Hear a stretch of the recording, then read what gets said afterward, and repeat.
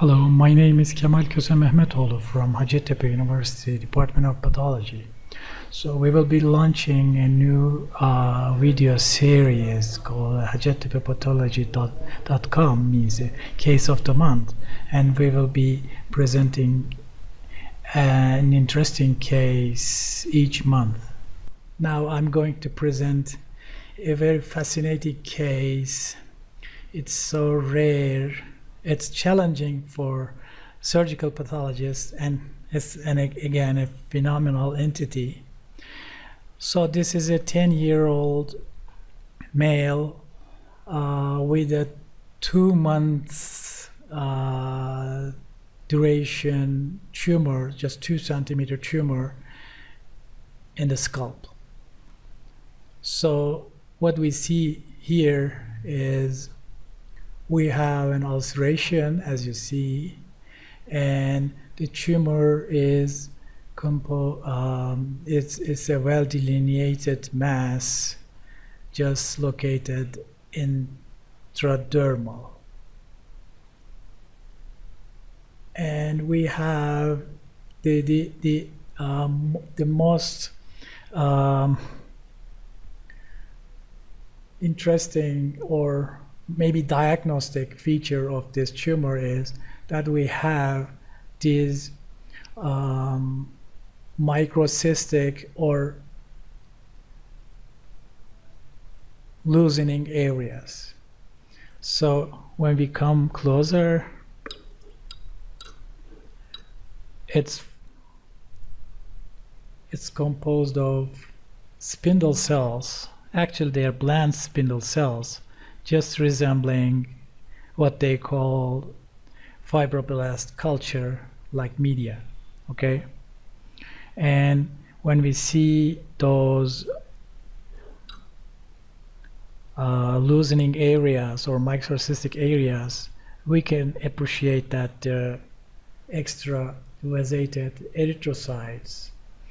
And when we look at the spindle areas, they are like short fascicles intersecting each other, and they have no atypia at all, but there are frank mitotic figures that we can see.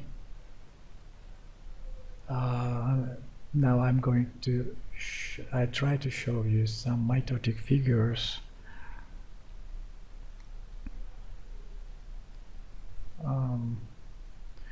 And when we wander around, you see that there's no atypia. The cells have euchromatic and no pleomorphism.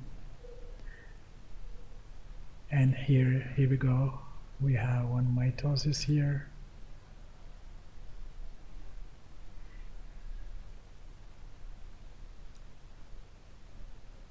And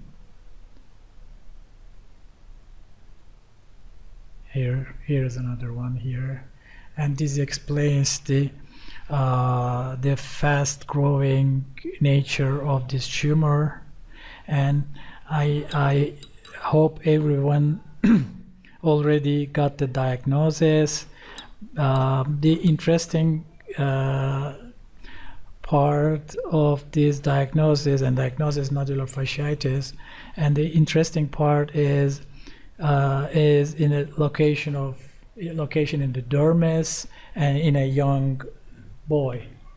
So this seminal paper is just written by Fletcher, and they had 24 cases intradermal nodular fasciitis, and the scalp region is one of the most common places, 25% on the head and neck region, and the patients the age ranged from 8 to 77 years, and the tumor is usually less than 5 centimeters, almost always less than 5 centimeters. And although one tumor recurred locally, there were no metastases as we see, and as we know at all.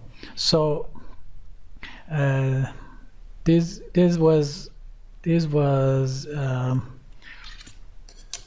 again a confusing case. Why? Because SMA, the smooth muscle actin, it was diffusely and strongly positive. This is a strong SMA positivity as expected, but it may lead to a wrong diagnosis of leiomyosarcoma. This is Desmin. Desmin negativity is, SMA positive, Desmin negative is a hallmark for KI67. We see at least 10% of the cases sustained, and this is a mitotic active tumor. And of course, this tumor nowadays is called like transient neoplasia because of its nature of fast growing, and after a while it stops growing and then ceases away. And it has been shown that they contain USB6 rearrangements, just like aneurysmal bone cysts, and so they